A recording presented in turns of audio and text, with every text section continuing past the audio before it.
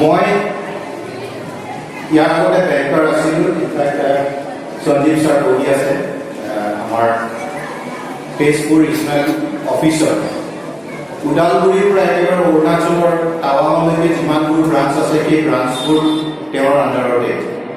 চ' সেইকাৰণে মই ছেমিনাৰখনত যেতিয়া মোক ইনভাইট কৰিব আহিছিলে, মই তেতিয়াই তেখেতসকলক কৈছোঁ যে আপোনালোকে যদি এণ্টাৰপ্ৰেনাৰশ্বিপ বা এনেকুৱা এখন ছেমিনাৰ পাতে তেখেতক মাতক, কাৰণ আমাৰ ডেকাসকলক বেংক লিংকেজ বা ইনফেক্ট মই কৈছিলোঁ যে general manager district industry centre তেওঁ যদি সময় দিব পাৰে তেওঁকো মাতক, সেই দিশত আমি লৈ যাব লাগিব। আমাৰ মাজতে বহুতখিনি এতিয়া ডেকা চাম আছে যোনে নিজে কিবা এটা ষ্টাৰ্ট কৰিব বিচাৰে, যোনে কিবা এটা নিজে ব্যৱসায় কৰিব বিচাৰে। আৰু চাওক, আপোনালোকে এটা কথা জানিব যে যিবোৰ চিভিলাইজেশ্যন, যিবোৰ মানুহ আগবাঢ়ি গৈছে তেওঁলোকে কিন্তু বহুত আগৰ পৰাই বেপাৰ বাণিজ্যক লৈ কাম কৰি আহিছে। আজি যদি ব্ৰিটিছাৰ্ছবোৰে আমাক 200 বছৰ শাসন কৰিব, তেওঁলোকে কিন্তু বাণিজ্য কৰিবলৈ আমাৰ ইয়ালৈ আহিছে। আজি যদি ইউনাইটেড কিংডম, ব্ৰিটেইন এখন খুব উন্নত দেশ, বা আমি যদি চাওঁ ফ্ৰান্স কওক, নেদাৰলেণ্ডছ কওক, যিবোৰ ডেভেলপ কাণ্ট্ৰি, তেওঁলোকে কিন্তু বহুত শতাব্দীৰ আগৰ পৰাই বেপাৰ বাণিজ্য কৰি, নানান দেশৰ লগত বেপাৰ বাণিজ্য কৰি তেওঁলোকে তেওঁলোকৰ অৰ্থনৈতিক দিশটো টনকিয়াল কৰি লোৱাৰ কাৰণেহে আজি তেওঁলোক ইমান ডেভেলপ হৈ গৈছে। চ' এতিয়া সময় আহি পৰিছে, মই ভাবোঁ যে আমি আমাৰ যি উঠি অহা চাম তেওঁলোককো আমি বেপাৰ বাণিজ্য কৰাত এনকাৰেজ কৰিব লাগে। কাৰণ আমি দেখিব পাইছোঁ যে চৰকাৰী চাকৰিৰ বহুত লিমিটেড। পঢ়া শুনা কৰি, গ্ৰেজুৱেশ্যন কৰি আমাৰ ল'ৰা ছোৱালী কি হয়, চাকৰিৰ আশাত বহি থাকে। আৰু প্ৰেজেণ্ট এডুকেশ্যন ছিষ্টেমটো এনেকুৱা যে তেওঁলোকে চাকৰি এটা নাপালে বেলেগ একো কৰি খাবৰ তেওঁলোকক নিশিকায় বুলি ক'লে মই ভুল নহ'ব। তেওঁলোকে যদি কোনোবা এটা কম্পিটিশ্যন বা কোনোবা এটা এক্সাম দি পেলাই কিবা এটা চাকৰি পাব নোৱাৰে, তেওঁলোকে নিজে কিবা এটা কৰি খাবৰ তেওঁলোকৰ যিটো কনফিডেঞ্চ লাগে বা যিটো এটা এক্সপাৰ্টিজ লাগে, যিখিনি স্কিল লাগে, সেই স্কিলখিনি তেওঁলোকৰ নাথাকে। যাৰ কাৰণত আমি দেখোঁ যে বহুত হাইলি কোৱালিফাইড মাষ্টাৰ ডিগ্ৰী কৰা ল'ৰা, ইভেন PhD কৰা ল'ৰাও আমি পাওঁ, যোনে নেকি এটা চৰকাৰী চাকৰি বা চাকৰি এটাৰ কাৰণে বহি থাকে। এটাতো সেয়া আমাৰ পৰিস্থিতি। আন এটা পৰিস্থিতি আমাৰ ইয়াত কি হৈছে যে আমাৰ গ্ৰামীণ অঞ্চলবোৰ যি হিচাপে আমাৰ ভাৰতবৰ্ষ স্বাধীন হোৱাৰ পিছত গান্ধীজীয়ে যিখন এখন স্বাধীন ভাৰতৰ সপোন দেখিছিল, য'ত নেকি তেওঁ গ্ৰামীণ অৰ্থনীতিৰ ওপৰত বহুতখিনি তেওঁ ইম্পৰ্টেঞ্চ দিছিলে, সেই বস্তুখিনি হৈ নপৰাৰ কাৰণত কি হ'ল, আমাৰ গ্ৰামীণ অৰ্থনীতি সেইভাৱে সবল হৈ নুঠিল যিভাৱে সবল হৈ উঠিব লাগিছিল। যাৰ ফলত আজি আমি দেখোঁ যে আমাৰ গাঁৱৰ বহুত ল'ৰা ছোৱালী বাহিৰলৈ গৈ তেওঁলোকে কাম বিচাৰি যায়। স্কিল লেবাৰৰ কাৰণে যাওক, য'ত নেকি তেওঁলোকে 20,000, 25,000, 30,000 দৰমহা পায়। সেইবোৰ কৰি তেওঁলোকে দুপইচা নিজে আৰ্ণ কৰি ঘৰলৈ পঠাব পাৰে, নিজৰ পৰিয়াললৈ পঠাব পাৰে। সেইটো কৰাটো ভাল কথা। কিন্তু আমি দেখিবলৈ পাওঁ যে আমাৰ বহুতখিনি ল'ৰা ছোৱালী মানে খুব তলৰ পৰ্যায়ৰ, যিটোক আমি আনস্কিল লেবাৰ বুলি কওঁ, আনস্কিল লেবাৰ কাম কৰিবলৈ তেওঁলোকে বাহিৰত যাবলগীয়া হৈছে। কাৰণ আমাৰ গ্ৰামীণ অৰ্থনীতি যিভাৱে বাহিৰত, যেনেকৈ আজি চাউথ ইণ্ডিয়াত যদি চাই আপোনালোকে, আন্ধ্ৰত চাওক, কেৰেলাত চাওক, তামিলনাডুত চাওক বা মহাৰাষ্ট্ৰত চাওক, এগ্ৰিকালচাৰ বেছড ইণ্ডাষ্ট্ৰিবোৰ যিভাৱে তেওঁলোকে ডাঙৰ কৰি তুলিছে, সেইভাৱে আমাৰ ইয়াত ডাঙৰ কৰি উঠা নাই। আমি গ্ৰামীণ অৰ্থনীতিৰ কথা যেতিয়া কওঁ, আমি মেইনলি দেখিব পাওঁ যে আমি ধানৰ খেতিটো কৰোঁ, বছৰটোত এটা ধানৰ খেতি কৰিলোঁ, আৰু সেইখিনিক লৈয়ে আমি আমাৰ আৰ্থিক যিখিনি উপাৰ্জন, অকল ধান খেতিটো কৰি আমি কেতিয়াও আৰ্থিকভাৱে সবল হ'ব নোৱাৰোঁ। আৰু মই ভাবোঁ অসমৰ মানুহ দুখীয়া হৈ থকাৰ বা অসমৰ মানুহৰ হাতত যিটো পইচা নাথাকাৰ এটা মেইন কাৰণ সেইটো যে আমি অকল ধান খেতিটো নিজৰ খাবৰ কাৰণে ধানৰ খেতিটো কৰোঁ, তাৰে অলপমান বিক্ৰী কৰোঁ, যাৰ দাম আমি আজিকালিতো যিমানখিনি প্ৰডাকশ্যনৰ খৰচ হয় সেইখিনি পইচাই আমি নাপাওঁ। আমি কেছ ক্ৰপ যিবিলাক মানে বজাৰ, যিবিলাক খেতিৰ বজাৰ থাকে, সেই ক্ৰপছবিলাক আমি নকৰোঁ বা সেইবিলাক ক্ৰপছ আমি এডপ্ট নকৰোঁ। নতুন যিবিলাক টেকন'লজি আহিছে বিজ্ঞানসন্মতভাৱে কৰা, সেইবোৰ আমি এতিয়াও এডপ্ট কৰা নাই। মই সদায় কওঁ যে আমি যদি ভাৰতবৰ্ষখন হওক বা অসমখনো হওক উন্নতি কৰিবলগীয়া হয়, তেতিয়াহ'লে আমাৰ গ্ৰামীণ অঞ্চলবোৰ উন্নতি হ'ব লাগিব। তেতিয়াহে আচল যিটো ডেভেলপমেণ্ট বা যিটো গ্ৰোথ হ'ব তেতিয়াহে হ'ব। আমি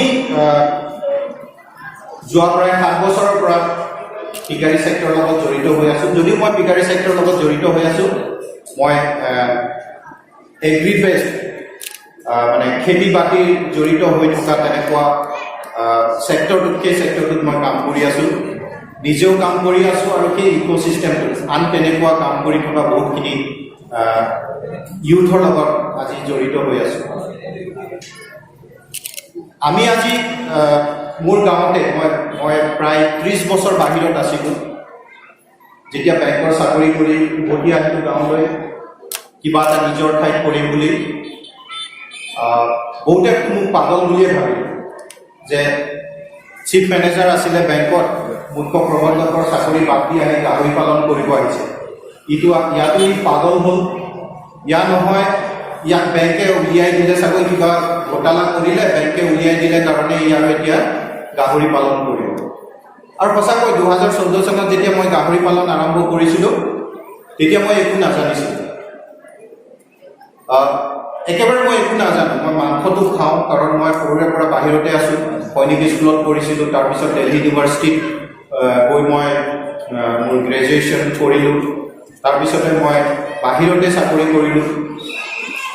চ' মই গাহৰিৰ লগত একেবাৰে জড়িত নাছিলোঁ, মই একো নাজানিছিলোঁ বুলি ক'লেও ভুল নহয়।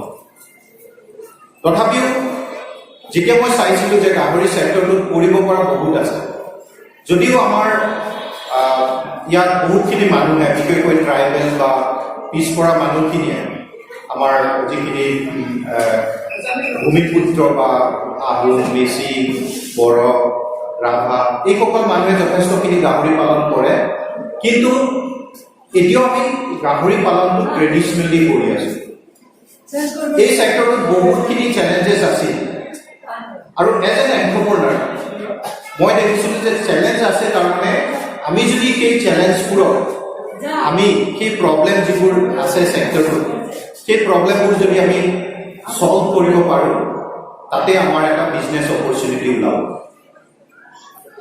চ' তেনেকৈ 2014 চনত খুব সৰুকৈ 25জনী ঢেকীয়াজুলি আৰু লখৰা বজাৰৰ পৰা, মই তেতিয়া ব্ৰিডো চিনি নাপাওঁ গাহৰি, পোৱালি কিছুমান কিনি আনি ব্ৰিডিং ষ্টাৰ্ট কৰিছিলোঁ। গাঁৱৰ মহিলাবিলাকে যি কয় সেইটোকে মই ভাবিছিলোঁ যে, কাৰণ তেওঁলোকে পালন কৰি থাকে, বহুত জানে, চ' সেইটোকে মই নিজে মানে নিজৰ হেৰিটো লগাইছিলোঁ। কিন্তু 2015 চনত মোৰ ৱাইফ, যোনে এতিয়াও ষ্টেট বেংকত, তাই এতিয়াও চাকৰি কৰি আছে, তাই বেলজিয়ামলৈ পষ্টিং হৈছিল। বেলজিয়াম নৰ্থ মানে ৱেষ্টাৰ্ণ ইউৰোপৰ এখন দেশ। তো বেলজিয়ামত মই বহুত সময় থাকোঁতে মই তেনেকৈ কিছুমান পিকাৰী ছেক্টৰৰ লগত ৰিলেট হৈ থকা কোম্পানী কিছুমানলৈ এনেই ব্লাইণ্ড ইমেইল কিছুমান পঠালোঁ যে মই ভাৰতবৰ্ষৰ এজন ফিড ফাৰ্মাৰ, মই আপোনালোকৰ লগত মানে কোলাবৰেট কৰিব বিচাৰোঁ। ঠিক তেনেকৈ মই জানি তাকে মেইল পঠোৱাত হেনকম বুলি নেদাৰলেণ্ডৰ এটা কোম্পানীৰ এজন বিষয়ববীয়াই মোক ৰেছপণ্ড কৰিলে। তেওঁলোকে গাহৰি ফাৰ্মৰ যিবোৰ টেম্পাৰেচাৰ কণ্ট্ৰল কৰে, তাৰ সেই ইনষ্ট্ৰুমেণ্টবিলাক তেওঁলোকে ছাপ্লাই কৰে। তো মোক যেতিয়া তেওঁলোকে ইনভাইট কৰিলে, মই বেলজিয়ামৰ নেদাৰলেণ্ড ওচৰ ইয়াৰ পৰা গ'লেই বেলেগ দেশ ষ্টাৰ্ট হৈ যায়। তো মোৰ ফেমিলি এনকোৱাৰ্কত থাকিছিলে, তো মই বেলজিয়ামৰ পৰা ট্ৰেইন কৰি গ'লোঁ। তাৰপিছত তেওঁলোকে নিজৰ ফেক্টৰীলৈ মোক লৈ গ'ল। তাতকৈ এটা ডাঙৰ কাম তেওঁলোকে নিজে কৰিলে যে তেওঁলোকে এখন 1000জনী ব্ৰিডিং ফাৰ্ম থকা 1000জনী মাইকী গাহৰি থকা এটা ফাৰ্মলৈ মোক ভিজিট কৰাবলৈ লৈ গ'ল। তো মোৰ কাৰণে এইটো এটা মানে মোৰ চকু খোল খাইছিল তেতিয়াহে। মই যদি 2014 চনৰ জুন মাহত গাহৰি পালন ষ্টাৰ্ট কৰিছিলোঁ ইয়াত সৰুকৈ, মই কেনেকৈ কৰিম কি কৰিম ইমান এটা ক্লিয়াৰিটি মোৰ নিজৰো নাছিল। যদি মই ভাবিছিলোঁ যে ছেক্টৰটোত কৰিব লগা বহুত আছে, ফিডত কাম কৰিব পাৰি বা ব্ৰিডিঙত বহুতখিনি কাম কৰিব পাৰি, কিন্তু কেনেকৈ কৰিব পাৰি বা এনেকুৱা এটা লেভেলতো যে গাহৰিৰ কাম কৰিব পাৰি, তেতিয়ালৈকে মই যেতিয়ালৈকে সেই ফাৰ্মখনত ভিজিট কৰা নাছিলোঁ তেতিয়ালৈকে বুজি উঠা নাছিলোঁ। মই সেইখন ফাৰ্মত যেতিয়া গ'লোঁ, তেওঁলোকৰ কমপ্লিট মানে ইণ্ডাষ্ট্ৰীৰ নিচিনা তেওঁলোকে ফাৰ্ম কৰে। ডাঙৰ এটা বিল্ডিং, তাৰ বিল্ডিঙৰ ভিতৰতে ব্ৰিডিং পোৱালি জগোৱা ছেকশ্যন বেলেগ, নাৰ্চাৰী য'ত পোৱালি ৰাখে তাৰ ছেকশ্যন বেলেগ, য'ত তেওঁলোকে আৰ্টিফিচিয়েলি ইনচিমিনেশ্যন কৰে তাৰ ছেকশ্যন বেলেগ। আৰু যেতিয়া মই তেওঁলোকৰ লগত ইণ্টাৰেকশ্যন কৰিলোঁ, দেখিলোঁ তেওঁলোকে 1000জনী মাইকী গাহৰিৰ পৰা বছৰে প্ৰায় 35,000 গাহৰি পোৱালি প্ৰডাকশ্যন কৰে। আমাৰ ইয়াত আমি বছৰি এজনী মাইকী গাহৰিৰ পৰা 16টা 18টা পোৱালি পাবৰ কাৰণে আমি ষ্ট্ৰাগল কৰি থাকোঁ। তেওঁলোকে বছৰে 35টা কেনেকৈ পোৱালি লয় সেইটো মোৰ কাৰণে এটা মানে সাঁথৰ আছিলে প্ৰথম অৱস্থা। তো তেনেকৈ মই ইউৰোপত, কাৰণ মোৰ ফেমিলি তাত প্ৰায় 5 বছৰ আছিলে, প্ৰত্যেক 6 মাহ 9 মাহৰ মূৰে মূৰে মই তাত যেতিয়া গৈছিলোঁ, তাত নানান ধৰণৰ ফিগাৰী ছেক্টৰৰ মানুহৰ লগত মোৰ পিছলৈ চিনা পৰিচয় হৈছিলে। তেতিয়া গম পালোঁ যে গাহৰিত একচুৱেলি এটা দানা নহয়, কমাৰ্চিয়েল ফাৰ্ম এখন চলাবলৈ হ'লে 7টা বেলেগ বেলেগ দানা ব্যৱহাৰ হয়, বেলেগ বেলেগ ষ্টেজত গাহৰিত বেলেগ দানা দিয়ে। গাহৰিৰ জেনেটিক্সটো মানে ব্ৰীডবিলাকে কিমান মেটাৰ কৰে। তেওঁলোকে 6 মাহত এটা গাহৰি প্ৰায় গোটাকৈ 140 কেজি তেওঁলোকে কৰে। তেওঁলোকৰ আজি জেনেটিকেলি কওক ইমান তেওঁলোকে ইম্প্ৰুভমেণ্ট হৈছে, বা তেওঁলোকৰ ফিডত ইমান তেওঁলোকে কাম কৰিছে যে আজি তাত তেওঁলোকে 6 মাহত এটা গাহৰিক 140 কেজিলৈকে কৰিব পৰা অৱস্থাত কৰিছে। চ' তাত গৈ তাৰ কিছুমান বেষ্ট প্ৰেক্টিচেছ আনি নিজৰ ফাৰ্মতো আমি কৰোঁ। আমাৰ এতিয়া প্ৰায় 200জনী মাইকী গাহৰিৰ এখন ব্ৰিডিং ফেচিলিটি আছে। বহুতখিনি ল'ৰা ইয়াত আমাৰ টেমেশ্বৰহঁত আছে, বিপুলহঁত আছে, তেওঁলোকে দেখিছেও। চ' তেনেকৈ তাত যিবোৰ আমি বেষ্ট প্ৰেক্টিচেছ চাই আহি পেলাই সেইবোৰ আমি ইয়াত আমি নিজৰ ফাৰ্মত আমি আমাৰ ইয়াৰ কণ্টেক্সটত, কাৰণ তাততো তেওঁলোকে বহুত বেছি কেপিটেল ইনভেষ্ট কৰি পেলাই কামবোৰ কৰে। চ' সেই কণ্টেক্সটত আমাৰ তাৰ বেষ্ট প্ৰেক্টিচেছবোৰ আনি কেনেকৈ আমি এটা ষ্টেণ্ডাৰ্ড অপাৰেটিং প্ৰচিডিউৰ নিচিনাকৈ কৰি ফাৰ্মখন চলাব পাৰিম। চ' যোৱা 7 বছৰত এই বহুত ধৰণৰ যিবোৰ আমি শিকিছোঁ সেইবোৰ আমি নিজৰ হাতে কামে ব্যৱহাৰ কৰিবলৈ চেষ্টা কৰিছোঁ। আজি মোৰ কোম্পানীটোৰ টাৰ্ণঅভাৰ 2 কোটিতকৈ বেছি, আৰু খুব সোনকালে আমি তাতকৈ আৰু বহুত বেছি কৰাৰ আমাৰ সপোন। আমি নতুনকৈ ষ্টেট বেংকৰ কোলাবৰেশ্যনতে এতিয়া এটা ক্লাষ্টাৰ ফাইনেন্সিং ষ্টাৰ্ট কৰিছোঁ, য'ত নেকি যিবোৰ যুৱতী কমাৰ্চিয়েল ফিগাৰী কৰি আছে তেওঁলোকে নিজৰ কামটো বঢ়াবৰ কাৰণে তেওঁলোকে বেংকৰ লগত লিংকেজ কৰাই যাতে তেওঁলোকে নিজৰ কামটো বঢ়াব পাৰে, তাত আমি নতুনকৈ ষ্টাৰ্ট কৰিছোঁ। ইনফেক্ট আপোনালোকৰ ইয়াৰো কিছুমান ডেকালগৰাকী কণ্ট্ৰেক্ট ফাৰ্মিঙৰ আণ্ডাৰত তেওঁলোকে বেংকৰ পৰা খুব কেইদিনাই যোৱা মাহৰ ভিতৰতে লোন চেংচন হৈছে। আৰু এইটো আমি ক্লাষ্টাৰ এপ্ৰ'চত গোটেই শোণিতপুৰ প্লাছ পিছলৈ উদালগুৰি বা বিশ্বনাথ চাৰিআলি লৈ যাব বিচাৰোঁ। আমি লকডাউনৰ সময়ত আমাৰ এটা ব্ৰেণ্ড আমি মাৰ্কেটত লঞ্চ কৰিলোঁ, যিটোক আমি নাম দিছোঁ এ স্লাইচ অফ গাহৰি বুলি। আমি গাহৰিটো আমাৰ ইয়াত জেনেৰেলি গাহৰি মাংস যদি কয় আপুনি মাত্ৰ সেই চপ এনেকৈ কাটা মাংসহে আপোনালোকে খায়, যিটো আমি কাৰি কাট বুলি কওঁ। কিন্তু গাহৰিটো নানান ধৰণে খাব পাৰি এতিয়া আমি গাহৰি ইভেন কাটিঙতে আমি বেবি ৰিবছ বুলি এটা পাৰ্ট বিক্ৰী কৰোঁ যিটো নেকি আমি প্ৰায় 900 টকা কেজিকে বিক্ৰী কৰোঁ আমি স্লাইচ বেলি বিক্ৰী কৰোঁ আমি স্পেয়াৰ ৰিব বিক্ৰী কৰোঁ চ' স্পেচিয়েল কাটছ হেম যিটো মানে টপিনা য'ত নেকি চৰ্বি একেবাৰে কম থাকে চ' আমি গাহৰিৰ যিটো মাংস যিটো এটা আমাৰ ইয়াত যিটো এটা হেৰি আছিল যে পাৰচেপশ্যন আছিল যে গাহৰিটো অকল এনেকুৱাহে খায় বা গাহৰিটো লেতেৰা সেই বস্তুটো সেই পাৰচেপশ্যনটো আমি চেঞ্জ কৰিব বিচাৰিছোঁ ইনফেক্ট আপোনালোকে জানে নে নাজানে মই নাজানো যে পৃথিৱীৰ ভিতৰত আটাইতকৈ বেছি কনজিউম মিটেবল গাহৰি গোটেই পৃথিৱীৰ ভিতৰত চবতকৈ বেছি যিটো মাংস কনজিউম হয় সেইটো গাহৰি মাংস আৰু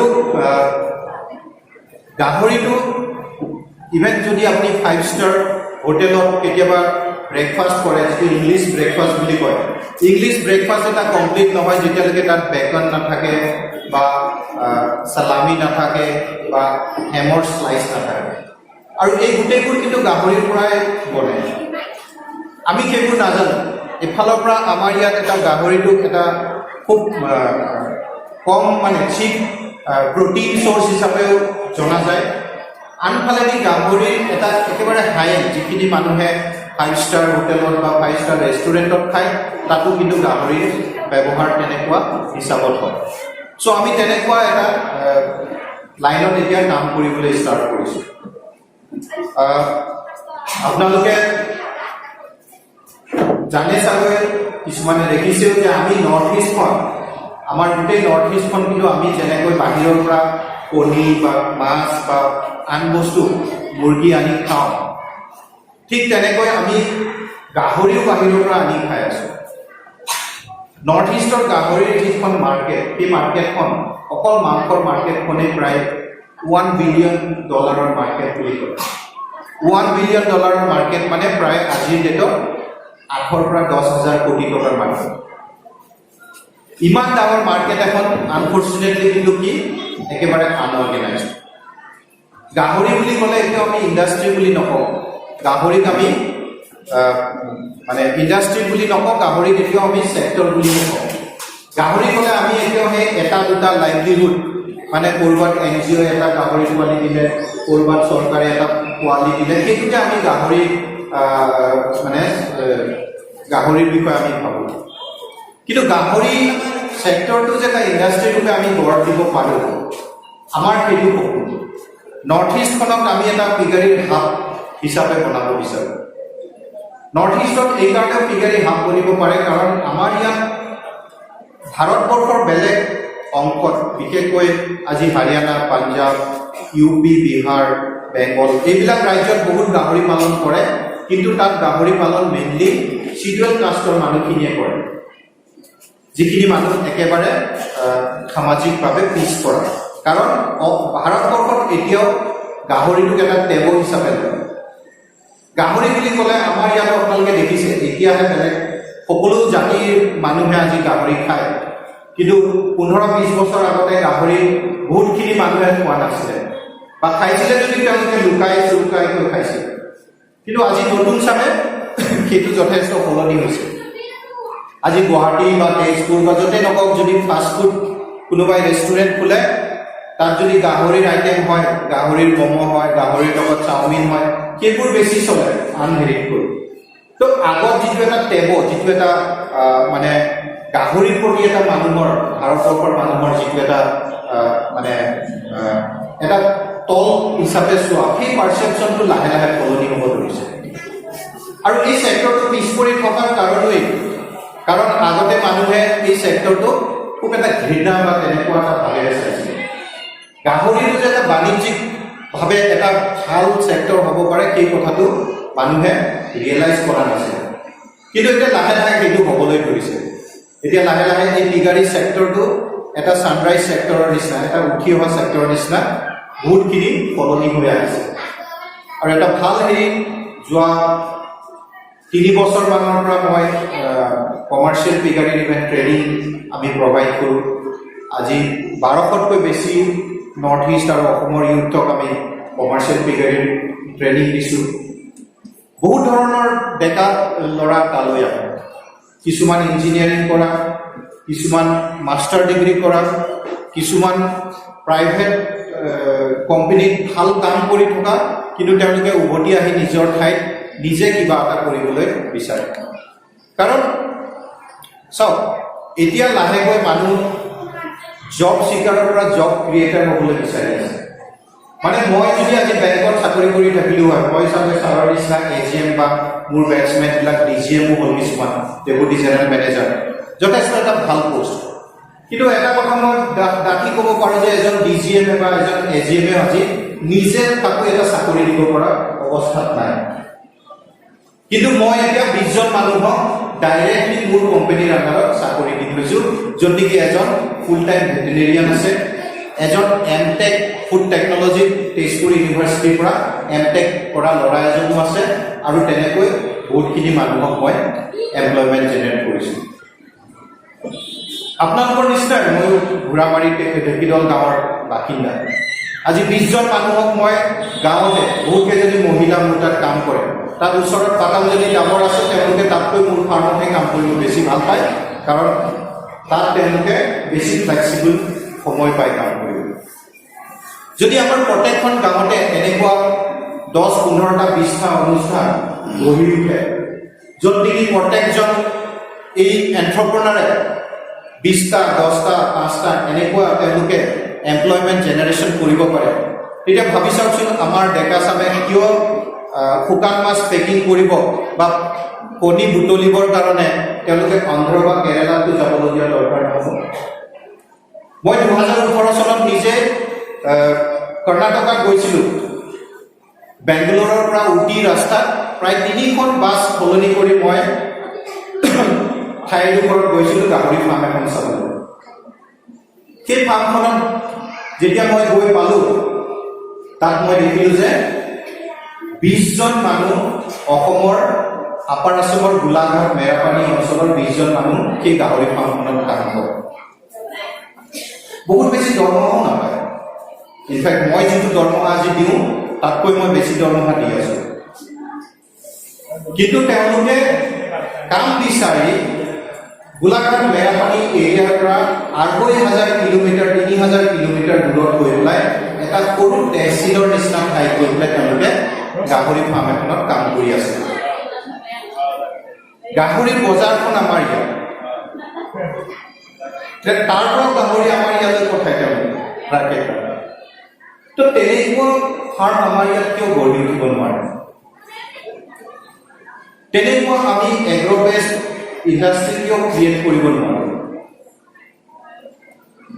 চ' মই ভাবোঁ এতিয়া আমাৰ এইটো এটা সময় আহি পৰিছে যে যিখিনি ডেকা চামে পাৰে যাৰ অকণমান আৰ্থিকভাৱে সবল আছে বা যোনে ব্যৱসায় কৰিবলৈ যিকণ স্মাৰ্টনেছ লাগে সেইখিনি আছে তেওঁলোকে ব্যৱসায়টো চিৰিয়াছলি ল'বলৈ সময় আহি পৰিব কাৰণ চাওক যিকোনো এটা অঞ্চলত যেতিয়া মানি চাৰ্কুলেশ্যনটো বাঢ়ে মানি চাৰ্কুলেশ্যনটো বাঢ়িলে অট'মেটিকেলি সেই অঞ্চলটোৰ ডেভেলপমেণ্ট হ'ব ধৰিব কাৰণ প্ৰত্যেকৰ হাততে বেছি পইচা আহিব যেতিয়া মানুহৰ হাতত পইচা আহে তেওঁলোকে কি কৰে তেতিয়া তেওঁলোকৰ লিভিং ষ্টেণ্ডাৰ্ডটো বাঢ়ি যায় তেওঁলোকে নিজৰ ল'ৰা ছোৱালীক ভাল স্কুললৈ পঠাব তেওঁলোকে নিজৰ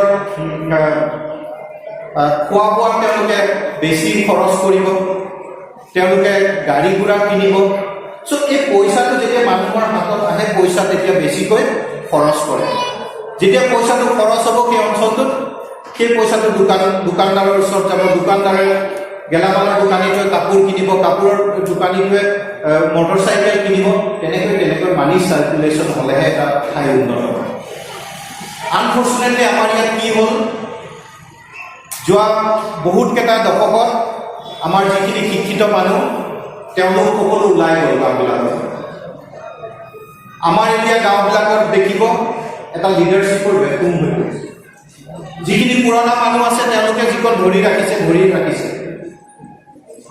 সেইখিনি মানুহ শেষ হোৱাৰ পিছত ভয় লাগে আমাৰ সমাজখনত কি হ'ব চাবচোন আমাৰ এতিয়া গ্ৰাছৰুট লিডাৰশ্বিপৰ এটা বহুত ডাঙৰ ভেকুম হৈ পৰিছে কাৰণ যিখিনি শিক্ষিত মানুহ তেওঁলোকে চাকৰিৰ কাৰণেই হওক বা নিজৰ ল'ৰা ছোৱালীক পঢ়াবৰ কাৰণেই হওক তেওঁলোকে গাঁওবোৰ এৰি এৰি গুচি গৈছে। আৰু এটা কথা হৈছিলে যিটো এতিয়া মই অকণমান সলনি হোৱা দেখিছোঁ, যে এগ্ৰিকালচাৰটো, খেতি বাতিটো আমাৰ ইয়াত বিশেষকৈ অসমত আমি খেতি বাতিটো একেবাৰে সেইখিনি মানুহৰ হাততহে গোটাই দিলোঁ যিখিনি মানুহ আৰ্থিকভাৱে খুব দুৰ্বল, যিখিনি মানুহে পঢ়া শুনা কৰিব নোৱাৰিলে সেইখিনি মানুহে খেতি বাতি কৰে। কিন্তু আপোনালোকে যদি চায়, এগ্ৰিকালচাৰটো এটা বিজ্ঞান হয়, ইটছ এ চায়েন্স। এগ্ৰিকালচাৰৰ বিজ্ঞানৰ সকলোতকৈ বেছি যদি আমি বিজ্ঞানে যিটো শিকায় সেইটো যদি আমি ক'ৰবাত মানে ব্যৱহাৰ কৰোঁ, সেইটো হ'ল এগ্ৰিকালচাৰ। বীজটো কোন সময়ত ৰুব লাগে, যদিও আমি এটা ট্ৰেডিশ্যনেল নলেজ আমি, কাৰণ বহুত সময়ৰ পৰা আমি দেখি আহিছোঁ কাৰণে তেনেকৈ আমি কৰি গৈ থাকোঁ, কিন্তু যদি চাই আপোনালোকে সেইটো এটা চায়েন্স। সেইকাৰণে এগ্ৰিকালচাৰ এটা ছেপাৰেট ছাবজেক্ট আছে যিটো পঢ়োৱা যায়। কিন্তু আনফৰ্চুনেটলি যিখিনি মানুহে এগ্ৰিকালচাৰ পঢ়ে কোনো খেতিৰ লগত থকা এণ্টাৰপ্ৰেনাৰশ্বিপ বা তেনেকুৱাত জড়িত নহয়। যিখিনি মানুহে ভেটেনেৰি পঢ়ে তেওঁলোকে কোনো এখন ডাঙৰ ডেইৰী ফাৰ্ম নোখোলে বা কোনো এখন গাহৰি ফাৰ্ম নোখোলে। আজি মই ভেটেনেৰি পঢ়া নাই বা মই এগ্ৰিকালচাৰো পঢ়া নাই, মই এজন মেথছৰ গ্ৰেজুৱেট হয়, কিন্তু আজি গোটেই নৰ্থ ইষ্টখনত সকলোতকৈ ডাঙৰ ব্ৰিডিং গাহৰি ফাৰ্মখন আমি চলাই আছোঁ। গতিকে এইটো 10-15-20 বছৰ আগত কোনোবা ভেটেনেৰি আমি কৰিব লাগিছিল। চ' আমাৰ শিক্ষা ব্যৱস্থাৰ সেয়াও এটা বহুত ডাঙৰ মই ভাবোঁ ড্ৰবেক, যে আমাৰ যিখিনি মানুহে যিটো শিকে সেইখিনি মানুহ তেওঁলোকে কিমানখিনি কনফিডেঞ্চ নহয় যে তেওঁলোকে গৈ পেলাই সেই বস্তুখিনি ৰিয়েল লাইফত তেওঁলোকে ইউজ কৰিব পাৰে।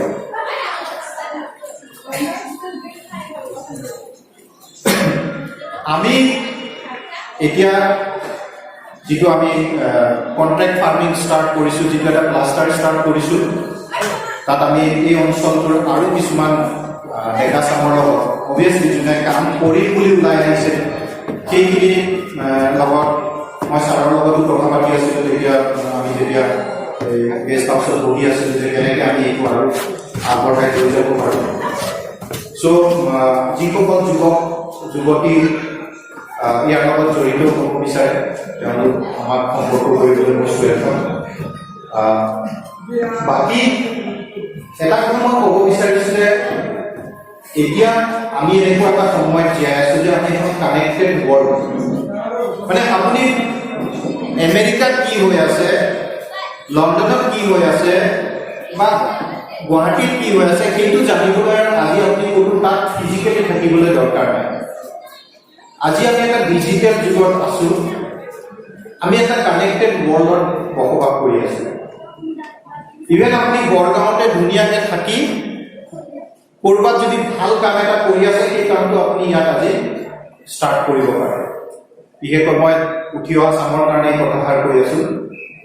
আমি এই ডিজিটেল যিটো এম্পাৱাৰমেণ্ট, এই ডিজিটেল এম্পাৱাৰমেণ্টটো আমি সঠিকভাৱে যদি আমি টেকন'লজিটো ব্যৱহাৰ কৰিব জানো, তেতিয়াহ'লে মই ভাবোঁ যে আজি আৰু আমি আগৰ নিচিনাকৈ যিটো এটা আৰ্বান মাইগ্ৰেশ্যন হৈছিলে সেই আৰ্বান মাইগ্ৰেশ্যনটো কৰাৰ দৰকাৰ নাই। ইনফেক্ট এতিয়া আমাৰ নিজৰ চিনাকি যিবোৰ এটা লেভেললৈ গ'ল, তেনেকুৱা বহুত লগ পাওঁ যে যিসকলে নেকি আকৌ এই ৰুৰেল এৰিয়ালৈ, আমাৰ যিটো এটা ধুনীয়া বাতাবৰণ, ইয়াৰ যিটো এটা হেল্ডি আপোনাৰ জলবায়ু, তেনেকুৱা ঠাইলৈ তেওঁলোকে উভতি আহিব বিচাৰিছে। বহুতে বহুত ছাকচেছফুল তেওঁলোকে কৰ্পৰেট লাইফ হ'ল, তেওঁলোকে ছাকচেছফুল কেৰিয়াৰ থকাৰ পিছত উভতি আহি আকৌ খেতি বাতিৰ লগত জড়িত হ'বলৈ বিচাৰিছে। তো যিসকল যুৱক যুৱতী গাঁৱতে আছে, আপোনালোকৰ হাতত মাটি বাৰী আছে, আমাৰ চবতকৈ ডাঙৰ ৰিচোৰ্চ হ'ল আমাৰ হাতত থকা মাটিকণ। আনফৰ্চুনেটলি আমি সেই মাটিকণক অকল ধান খেতি কৰি কৰি তাৰ পৰা একো লাভ নেদেখি লাহেকৈ কি কৰিলোঁ, আমি মাটি বাৰীবোৰ সোনকালে বিক্ৰী কৰিবলৈ ষ্টাৰ্ট কৰিলোঁ। আমাৰ হাতত থকা মাটিকণক আমি কেনেকৈ আৰু বেছি প্ৰডাক্টিভ কৰিব পাৰোঁ, তাৰ পৰা আমি কেনেকৈ বেছি উপাৰ্জন কৰাৰ এটা ব্যৱস্থা কৰি ল'ব পাৰোঁ, সেই দিশত আপোনালোকে চাওক। তেনেকৈ বহুত মডেল আছে, বহুতবিলাক কমিউনিটিয়ে চাওক অলপ অলপ মাটি লৈ তেওঁলোকে আৰ্থিকভাৱে কিন্তু আমাতকৈ আগবাঢ়ি গৈছে।